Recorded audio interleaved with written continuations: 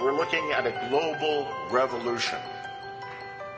We're looking at the revolution that is anti-aging medicine. And realize in 1991, when we first had the concept, Dr. Goldman, myself, and a handful of our physician colleagues, to 1992 when we incorporated the Academy, to 1993 when we had our first Congress in anti-aging medicine, to today, we have grown this industry from $0 in 1991 to over $350 billion right here today. And it's not stopping.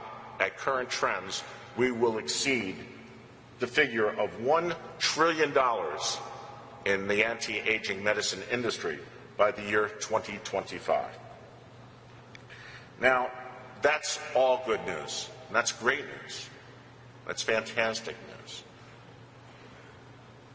And God bless us all for that. But there is a silent menace that is upon us, a silent menace that we have been blind to. I mentioned that lies and deceit are death. And this problem only exists because it has not been enumerated, it has not been focused. Our media has held a blind eye to these problems, and that is that anti-aging medicine and anti-aging advances will come to a screeching halt if we ignore environmental toxicity, the silent menace. 30 years ago, air pollution and respiratory disease was the 7th leading cause of death in the United States. Now it is a primary cause of death in many nations, the first leading cause of death, and in the United States it is now the 3rd leading cause of death. How has this happened in 30 years without it being front page news? We are inhaling on a daily basis something like 5,000 different airborne toxins. We are inhaling aluminum and barium and other heavy metals from the skies that are raining down upon us every day. And this is having its effect on our hearts, on our brains, on our kidneys, on our livers, on every cell of our body. It's having an effect with increases in both respiratory disease, cancer, diabetes, Alzheimer's disease, you name it.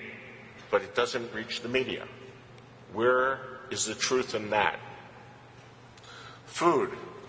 I could go on all day about food, but time won't allow. But we all understand the concerns of our corrupted food supplies, of GMO foods that by law it is illegal for the manufacturer to print on the label of the food you buy that it contains GMO substances.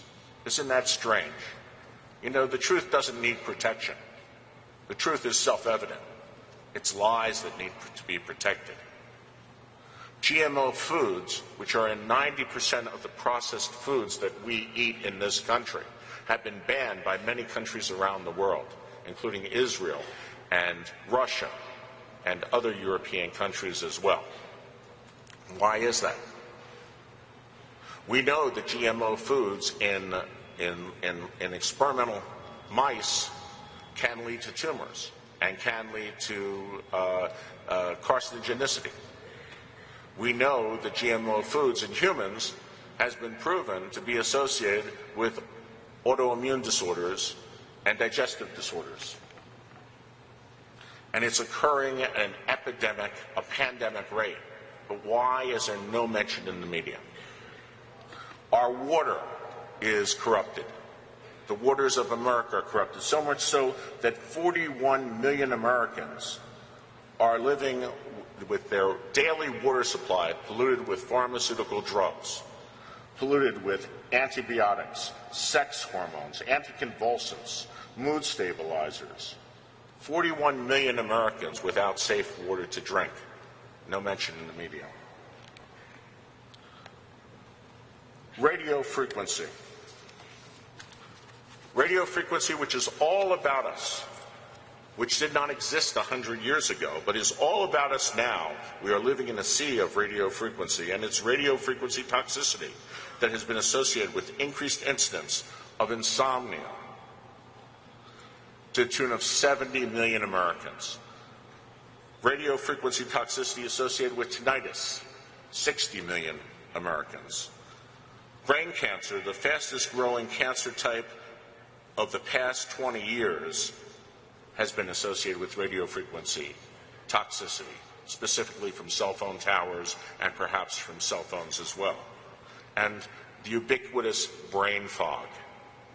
You know, I carry around a radio frequency sniffer, a little electronic device that I check out my office, I check out my hotel, I check out my bedroom, and it is scary. It is a nightmare how much radio frequency we are subjected to on a regular basis. And radio frequency is known to disturb our natural production of melatonin, which leads to insomnia and other disorders. And I've asked hotels to change my room because the bed is a hot spot. It's like sleeping on a microwave oven. And they do without hesitation because they know it's the truth as well.